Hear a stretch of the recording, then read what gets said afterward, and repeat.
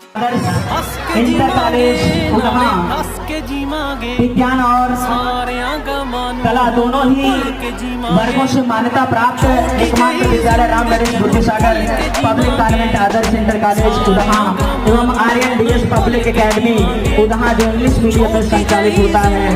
साथ ही साथ है राम नरेश बुद्धिसागर पब्लिक कॉन्वेंट आदर्श प्राथमिक विद्यालय जो इस शाखा से 100 से 150 मीटर की दूरी पर गांव में चलता है राम नरेश बुद्धिसागर आदर्श प्राथमिक विद्यालय।